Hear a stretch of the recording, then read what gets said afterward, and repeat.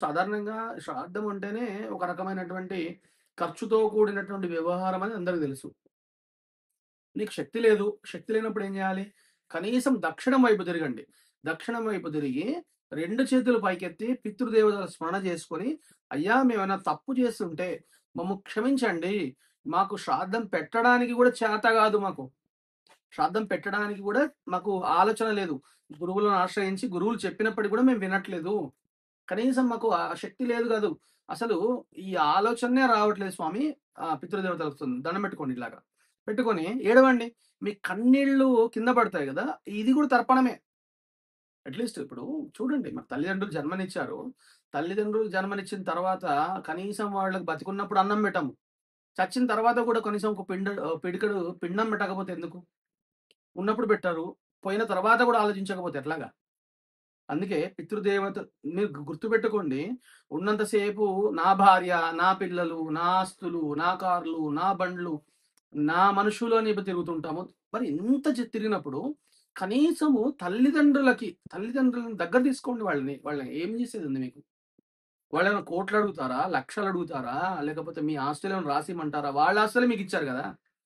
వాళ్ళే అనుకుంటే మీకు జన్మొచ్చింది గుర్తుపెట్టుకోండి. వాళ్ళే అనుకోకపోతే లేదు నాకు అవసరం లేదనుకుంటే నిమిషం పని వాళ్ళు మీ మీ జీవితమే ఉండదు. మరి అట్లాంటి పితృదేవతలకు సంబంధించినటువంటి శ్రాద్ధం చేయడానికి ఎందుకింత బాధ? మీరు చేసేది సంవత్సరమంతా తిండి తింటారు గదా! సంవత్సరమంతా మనం రకరకాల తిండ్లు తింటాం గదా! పిడికెడన్నమే గదా వాళ్ళడిగేది. ఆయన అడిగితే ఇంకోటి గుర్తుపెట్టుకోండి. నిజంగా వాళ్ళు పితృదేవతలొచ్చి వాళ్ళు తిని వెళ్ళిపోయారనుకోండి. వాళ్ళు మీకు లేకుండా తిన్నారనుకోండి మీరు పెట్టరు. వాళ్ళు చూసి వెళ్ళిపోతారు. అయ్యో! నా కొడుకు నా గురించి ఆలోచిస్తున్నాడు. నా మనవడు నా గురించి ఆలోచిస్తున్నాడు. నా కోడలు నా ఫోటో ముందర దీపం పెట్టింది అని చెప్పేసి అనుకుంటారు గదా! కనీసం అది కూడా చేత కాకపోతే ఎట్లాగా? చిన్నయి నాకు ఆవేదన, ఆవేశం ఎందుకొస్తాయంటే, తల్లిదండ్రులకు సంబంధించినటువంటి విషయాలలో మనము చేసేటువంటి ప్రతి ఒక్క చర్య మనము తల్లిదండ్రులైతాం గదా! అప్పుడు తెలుస్తది. ఈరోజు నేను మా అమ్మను పట్టించుకోలేదు, మా నాన్నని పట్టించుకోలేదు. నేను తండ్రినే గదా! నేను తల్లినే గదా! నా కొడుకు ఇస్తాడు దేవుడు. ఖచ్చితంగా ఇస్తాడు. ఖచ్చితంగా కొడుకులనిస్తాడు. ఒక్కొక్కడికి ఇయ్యడు మళ్ళీ. ఇద్దరు కొడుకులనిస్తాడు. గుర్తుపెట్టుకోండి. ఇద్దరు, ముగ్గురు కొడుకులనిచ్చి అప్పుడు తెలుస్తది మీకు. ఆ కొడుకులు చేసేటువంటి అరాచకము, ఆ తర్వాత మనల్ని తీసుకెళ్ళి పడేస్తుంటే, అప్పుడు మనము చాలా షరీఫ్ అంటే బాగా గుడ్ బాయ్స్ లాగా మాట్లాడుతూ ఉంటాం మనం. నేను మా పిల్లల కోసం నేను ఇంత ఇచ్చాను, నా జీవితాన్ని త్యాగం చేశాను, తారబోసాను అది ఇది మాట్లాడుతుంటారు. అవేమీ ఉండవు. వీడు తల్లిదండ్రులు పట్టించుకోలేదు. వాడు అనుభవించాల్సిన అనుభవిస్తున్నాడు అంతే. ఆ పాపాన్ని ఈశ్వరుడు ఇస్తాడు ఇట్లాగా. నువ్వు చెయ్యవు. కనీసం చేసేవాళ్ళని కూడా చెడగొడతావు. అదొకటి. ఎప్పుడు తిండి, తాగడం, తినడం, తాగడం, తినడం, తాగడం. ఇది గాదు గదా జీవితము. కనీసం ఒక్కసారి ఆలోచించండి. ఒక క్షణం ఆలోచించండి. కనీసం మీరు కని వాళ్ళు కన్నారు మిమ్మల్ని, పెంచారు. వాళ్ళు మూర్ఖులే. వాళ్ళు దుర్మార్గులే తల్లిదండ్రులు. వాళ్ళు మీ కుటుంబాన్ని విచ్ఛిన్నం చేశారు. మీ భార్య నుండి మిమ్మల్ని విడదీశారు అనుకుందాం. మీ మీ ఆలోచనల విధానంగా మీ ఇది నుండి ఏదో వాళ్ళకి తెలియక చేశారనుకోండి. అయినా మీ తల్లిదండ్రులే గుర్తుపెట్టుకోండి. ఎంత పాపాత్ములైనా సరే, ఎంత దుర్మార్గులైనా సరే, ఎంత దుష్టులైనా సరే, మీ అమ్మ, మీ నాన్న గుర్తుపెట్టుకోండి. ఇంకో వర్డ్ చెప్తాను. మీరు ఒక సత్యనారాయణ వ్రతం అనుకోండి. మీరు కాకపోతే ఇంకోడొచ్చి చేస్తాడు. ఏం నష్టం లేదు. ఏవో ఒక వెంకటేశ్వర స్వామి వ్రతం అనుకోండి. మీరు కాకపోతే ఇంకోడు చేస్తాడు. ఏం పర్వాలేదు. ఎవ్వరైనా చేస్తారు దాన్ని. కానీ మీ అమ్మకు, మీ నాన్నకు నువ్వే పెట్టాలి. తద్దినము మీరే పెట్టాలి. ఇంకెవ్వడు పెట్టడానికి లేదు. అంటే మీ ఆప్షన్స్‌లో ఇంకోడొచ్చి పెట్టడం ఉండదు. అంటే నేను ఆఫీస్‌లో బిజీగా ఉన్నాను. అటెండర్‌కిచ్చి పంపిస్తా క్యారేజ్ అంటే కుదరదది. అట్లా ఉండదు. మీరే జేయాలి. అంత గాదు అసలు. నీ నీ తండ్రే గదా! That's your headache. నువ్వు చేయాల్సిన పని. అది గూడా మీరు చేయకపోతే ఎట్లాగా? ఇంకా గురువులకి తల్లిదండ్రులని పట్టించుకోం మనం గురువులకేం పెడతాం గానీ, గురువులకి కూడా చేయాలి. తల్లి, తండ్రి, గురువు గదా! ముందు అమ్మ, తర్వాత నాన్న, తర్వాత గురువు. వీళ్ళ ముగ్గురికి చేసి తీరాల్సిందే. అది పితృపక్షంలో చేస్తే అక్షరమైనటువంటి ఫలితాలొస్తాయని ఎందుకు చెప్తామంటే, ఇప్పుడు ఇది కూడా ఒకటి చెప్పాలి. ఏంటంటే, ఏదో ఒక బెనిఫిట్ లేకపోతే మీరేం జేయరు. అందుకోసమే మీకు పిల్లలు కలుగుతారు.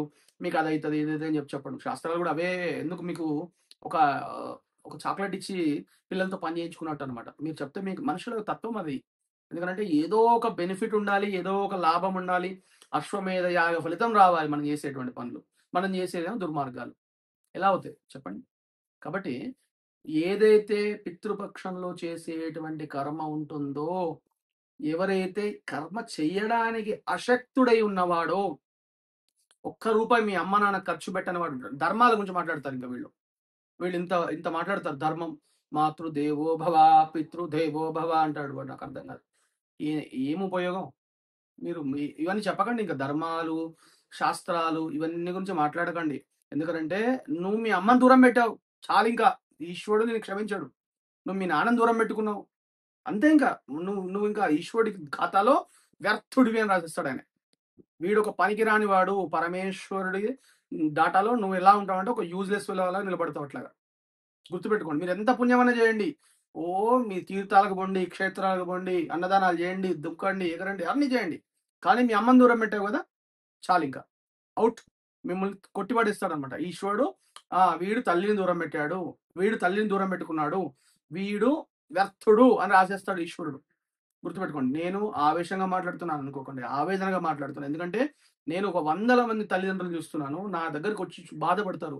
గురుగారు, నా కొడుకు నన్ను దూరం పెట్టాడు, అయ్యో వాడు ఎట్లా ఉన్నాడు, ఏం తింటున్నాడు అంటుంది ఆమె. మొన్న వచ్చి ఒక ఆవిడ, అరే నేను అక్కడ పెట్టాడు అంటే దూరం పెట్టాడు కదమ్మా అని నేను అడిగాను. ఆవిడ దూరం పెట్టాడు, అయినా ఇంత బాధపడుతున్నావు ఏం తల్లి అని అంటే, ఆవిడ అంటుంది, దూరం పెట్టుడేంది గురుగారు, వాడు దూరం పెట్టినా దగ్గర పెట్టినా వాడు నా కొడుకు అంటుంది ఆవిడ. నువ్వెందుకు అనుకోవట్లేదు మా అమ్మని అంటే? దూరం పెట్టి అదేంటి మన ఫీజు కడతారు కదా, దాన్ని ఏదో అంటారు, ఏమంటారు దాన్ని, ఈ అనాథ శరణాలలో కడతాం కదా, డొనేషన్స్ సంథింగ్ అట్లాంటివి. అది కట్టేసి మా అమ్మ నన్ను బాగా చూసుకోండి ఒక అటెండర్ పెట్టి 15,000 ఇస్తే సరిపోతుందా? అరే డబ్బులు కాదు కదా, ఒక్క క్షణం ప్రేమ కావాలి. పక్కన కూర్చొని అమ్మ తిన్నావా అని మాట్లాడేటువంటి శక్తి లేదు నీకు, నువ్వు వ్యర్థుడు కదా. అందుకే తల్లిదండ్రులు దూరం పెట్టినవాడు వ్యర్థుడు అని రాసుకోండి, వాడు ఒక యూజ్లెస్ ఫెలో అని రాసుకోండి. ఎందుకంటే ఎంతమంది నీ చుట్టూన్నా కూడా నిన్ను కడుపులో మోసింది ఆవిడ, కడుపులో మోసి కంటికి రెప్పల కాపలా కాసింది. నీకు జలబైతే ఆవిడ దుమ్మింది, నీ కాళ్ళకు ములుగుచ్చితే ఆవిడకుంటుంది. గుర్తుపెట్టుకో, కడుపులో పెట్టుకుంది బాబు. ఇలాంటి తల్లిదండ్రులని నువ్వు దూరం పెడుతున్నావు కదా, నువ్వు దూరం పెట్టినప్పుడు ఇంకా నువ్వు శ్రాద్ధాలు ఇవన్నీ చచ్చిపోయిన తర్వాత ఇవన్నీ బాగానే ఉంటాయి. పుష్కరాలకు వెళ్తారు, ప్రయోగరాజు, కుంభమేళాలు, అవి ఇవి ఎందుకు? అవి ఏం ఉపయోగం లేదు. నేను మళ్ళీ చెప్తున్నాను, ఆవేదనకు చెప్తున్నాను, ఖచ్చితంగా మీరు పితృపక్షంలో వచ్చేటువంటి కర్మను ఎట్లీస్ట్ గుర్తు చేసుకోండి అని చెప్తున్నాను. మీరు ఎట్లాగో మీ జీవిత కాలంలో ఈశ్వరుడు చేసేటువంటి పూజకి మనం లెక్కనే, మనకి పరమేశ్వరుడు దగ్గర పోయి నిలబడతాము, అడుగుతుంటాం, ఇది ఇచ్చాను నాకు అది కావాలి, అది ఇచ్చాను ఇది కావాలి అని అడుగుతుంటాం. అట్లాగే తల్లిదండ్రులకు కూడా లెక్క కడతారు. ఆ లెక్క కట్టే శక్తి ఉందా మీకు? తల్లిదండ్రులు చేసేటువంటి సేవకి ఆవిడ మీ పీత ఎత్తిపోసింది కదా, మీరు పోతే ఎత్తిపోసింది కదా, నువ్వెందుకు సహించలేకపోతున్నావు? ఆవిడ ముసలిదైతే నువ్వెందుకు ఎత్తుకోలేకపోతున్నావు? నువ్వెందుకు దగ్గర తీసుకోలేకపోతున్నావు? కడుపులో పెట్టుకుంది కదా, నువ్వెందుకు కడుపులో పెట్టుకోలేకపోతున్నావు?